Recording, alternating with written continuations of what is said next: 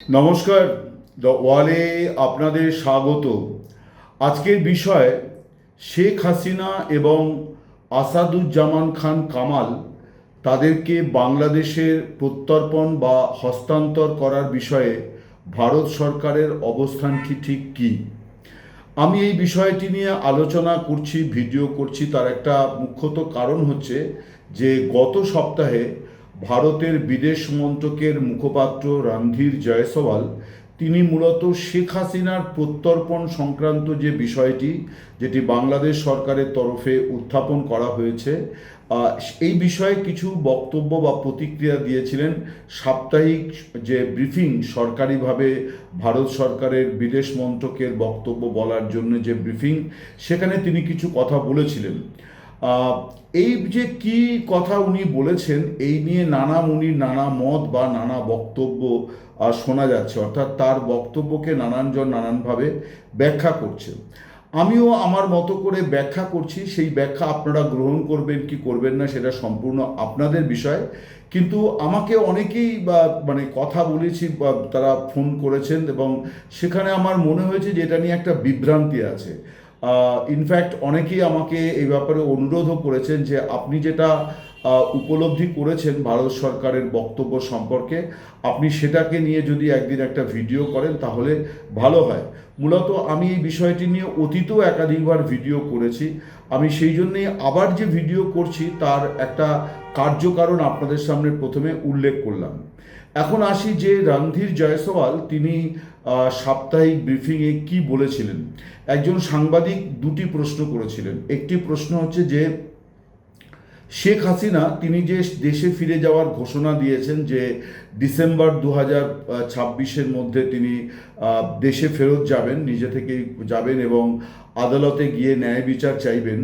তো এই বিষয়টি নিয়ে ভারত সরকারের কি প্রতিক্রিয়া। তার দ্বিতীয় প্রশ্ন ছিল যে বাংলাদেশ সরকারের তরফে যে প্রত্যর্পণ চাওয়া হয়েছে, সেই প্রত্যর্পণের বিষয়টি নিয়েও ভারত সরকারের কি বক্তব্য।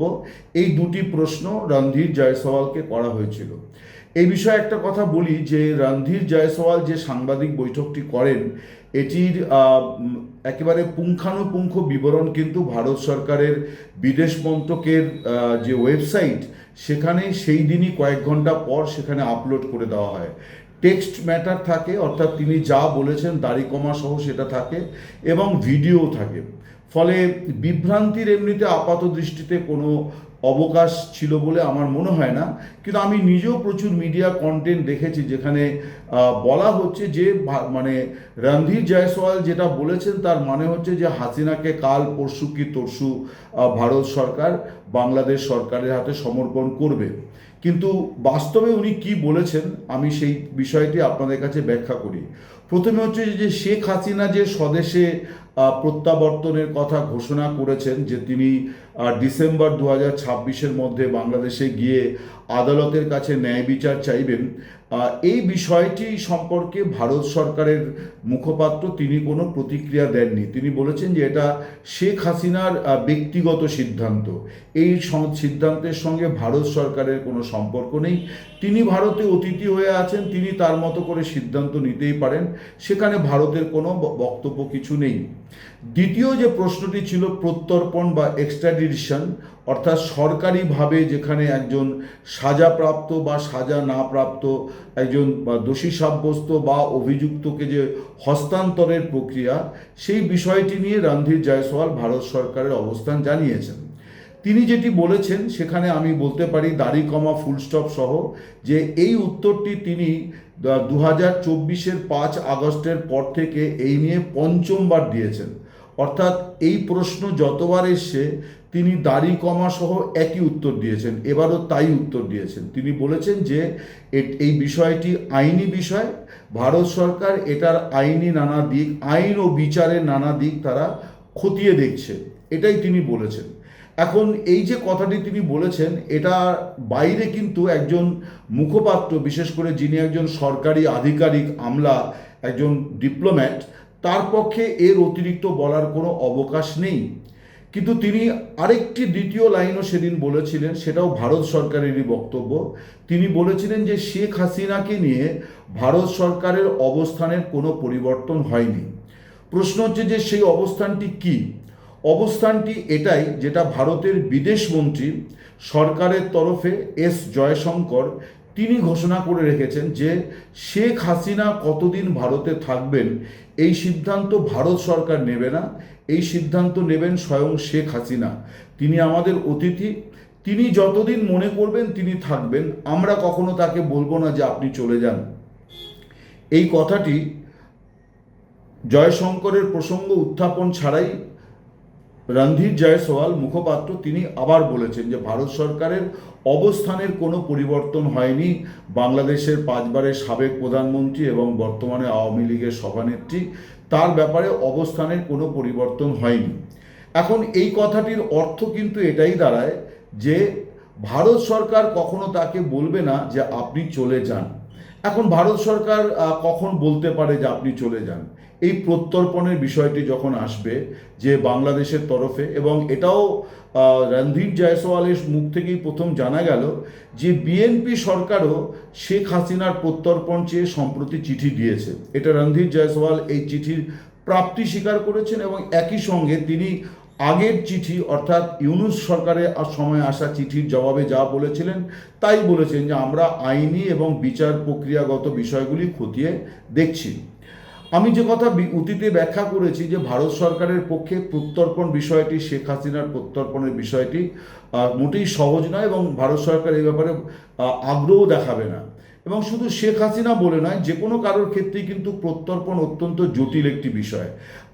আপনারা জানেন, যারা বাংলাদেশের ভিউয়ার যারা আছেন তারা জানেন, এপারের মানুষও জানেন যে বাংলাদেশের যে সাবেক পুলিশ প্রধান যাকে সৌদি আরবে গ্রেপ্তার হয়েছেন, তার প্রত্যর্পণ নিয়েও কিন্তু সৌদি আরব এমন কিছু প্রশ্ন বাংলাদেশ সরকারকে পাঠিয়েছে যেগুলোর উত্তর কিন্তু বাংলাদেশ সরকারের পক্ষে খুব সহজে দেওয়া সম্ভব হচ্ছে না। তো সাধারণভাবেই প্রত্যর্পণ খুব কঠিন বিষয়। তারপরে ব্যক্তির নাম শেখ হাসিনা, যার একটা রাজনৈতিক ওজন আছে। এই দক্ষিণ এশিয়ার রাজনীতিতে তার একটা বিরাট বড় রাজনৈতিক ওজন আছে, বিরাট বড় রাজনৈতিক ব্যাকগ্রাউন্ড আছে।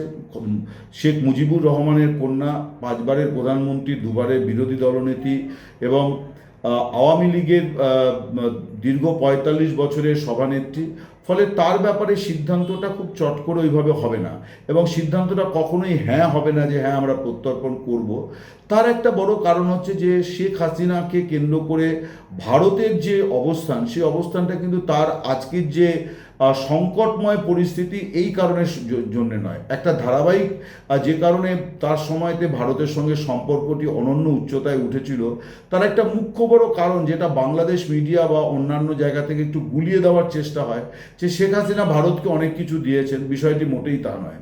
ভারত সরকার তার প্রতি খুশি বা সন্তুষ্ট ছিল এই জন্যে যে এই উপমহাদেশের একটা বড় সমস্যাকে তিনি তার মতন সীমিত ক্ষমতা দিয়ে কিন্তু মোকাবিলা করছিলেন। সেটি হচ্ছে যে জঙ্গি তৎপরতা, মৌলবাদী তৎপরতা, এগুলোকে তিনি মোকাবিলা করছিলেন, যেটা ভারতের কমন এজেন্ডা। ভারতও কিন্তু সেটাই চাইছে এবং ভারত সরকারও গত 3-4 দশক ধরে এই মৌলবাদ, জঙ্গিবাদের বিরুদ্ধেই লড়াই করছে।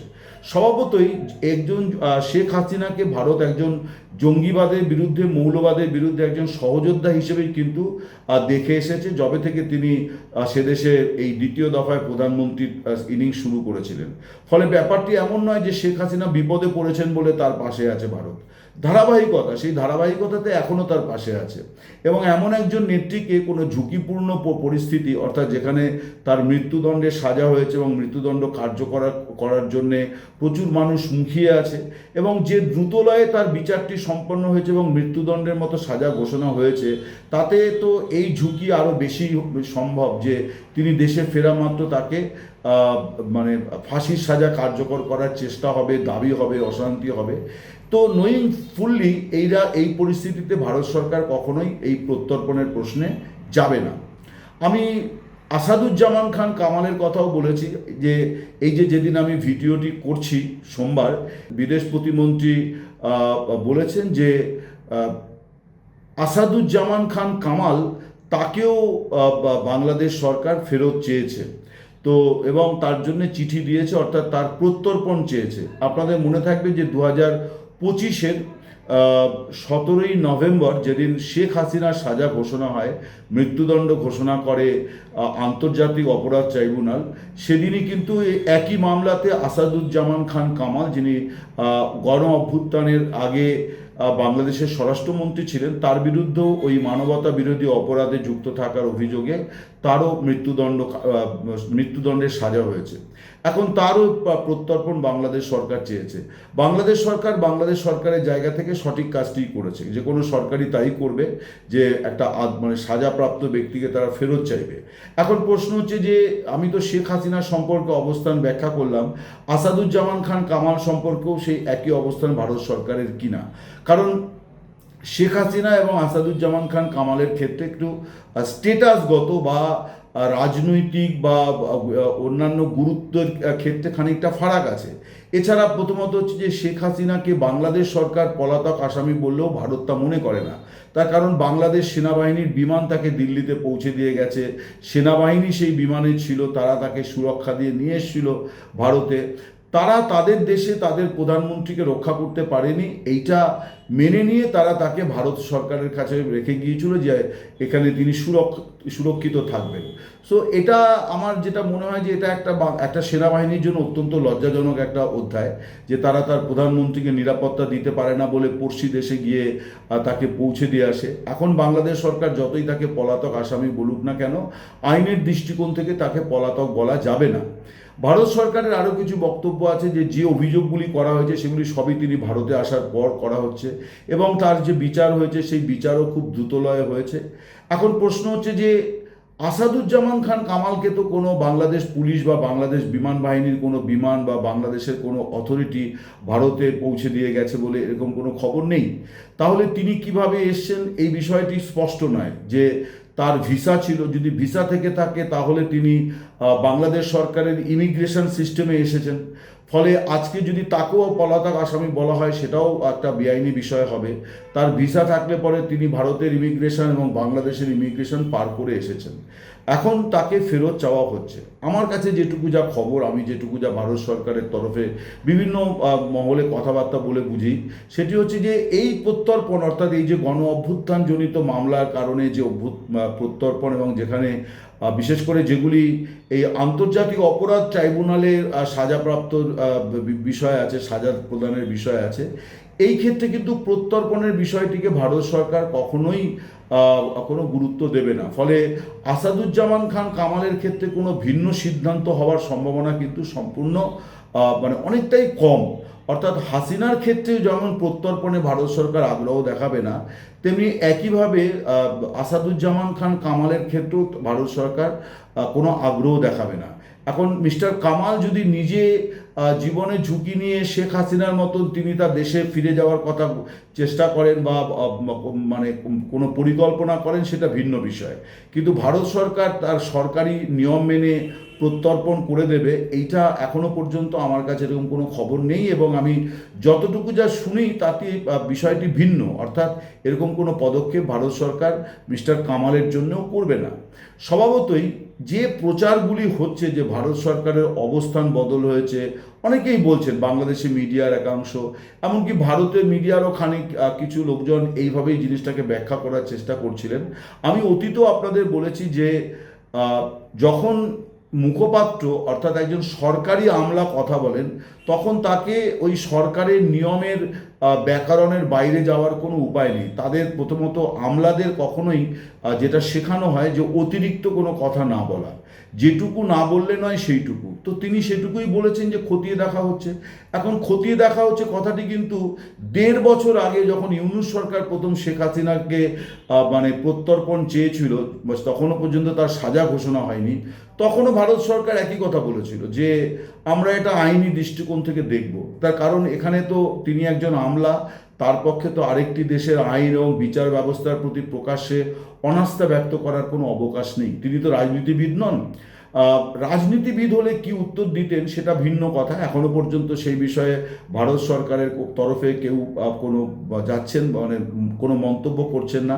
সেটাও আমার মনে হয় খুব কৌশলগত, যে যাটুকু যা বলার সরকারিভাবে মুখপাত্র বলবেন, এবং সবাই খুবই স্বাভাবিক যে মুখপাত্র একেবারে সংক্ষিপ্ত উত্তর সবসময় দেবেন। ফলে রণধীর জয়সওয়ালের যে বক্তব্য নিয়ে একটা ধোঁয়াশা তৈরি করা হচ্ছে বাংলাদেশি মিডিয়ায় এবং ভারতীয় মিডিয়ার একাংশে, যে ভারত অবস্থান বদল করেছে, শেখ হাসিনাকে তারা প্রত্যর্পণ করতে চলেছে, বিষয়টি কিন্তু মোটেই তা নয়। এমনকি মিস্টার আসাদুজ্জামান খান কামাল, তার ক্ষেত্রেও বিষয়টি এমন হবে না, যদিও তার ক্ষেত্রে সদ্যই চিঠি এসছে বলে মানে অনুমান করা যায়। কারণ বাংলাদেশের বিদেশ প্রতিমন্ত্রী শামা ওবায়েদ তিনি সোমবার ঢাকাতে সাংবাদিকদের বলেছেন যে আসাদুজ্জামান খান কামালকেও তারা ফেরত চেয়ে চিঠিপত্র দিয়েছেন। এদিকে ভারত সরকারের তরফে এখনও এই চিঠির প্রাপ্তি স্বীকার করা হয়নি, এটা সময়ের বিষয়। আবার যেদিন রণধীর জয়সওয়াল সাংবাদিকদের মুখোমুখি হবেন, সেদিন হয়তো তিনি এই প্রসঙ্গে কিছু বললেও বলতে পারেন। কিন্তু প্রত্যর্পণ বিষয়ে ভারত সরকারের অবস্থানটি আমি যেটা বলছিলাম, আমি যতটুকু যা খবর রাখি সেটি হচ্ছে যে প্রত্যর্পণের কোনো বিষয়ে ভারত সরকার হাঁটবে না। এই রাজনৈতিক ব্যক্তিত্বদের তারা আর পাঁচজন সাধারণ ক্রিমিনালের মতো ট্রিট করবে না। ভারতে সম্প্রতি মানে ভারতে গ্রেপ্তার হওয়া কিছু বাংলাদেশি অপরাধী আছে, তাদের ক্ষেত্রে বিষয়টি সম্পূর্ণ ভিন্ন। যদিও তাদের ক্ষেত্রেও ভারতের একটা টেকনিক্যাল প্রবলেম হচ্ছে যে তারা অনেক দিন ভারতে অবস্থান করছিলেন।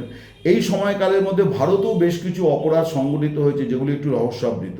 ফলে ভারত সরকারকে নিশ্চিত হতে হবে যে এই অপরাধগুলির সঙ্গে বাংলাদেশি অপরাধীরা যুক্ত কিনা। স্বভাবতই এখানেও ওই প্রত্যর্পণ অত সহজ বিষয় হবে না।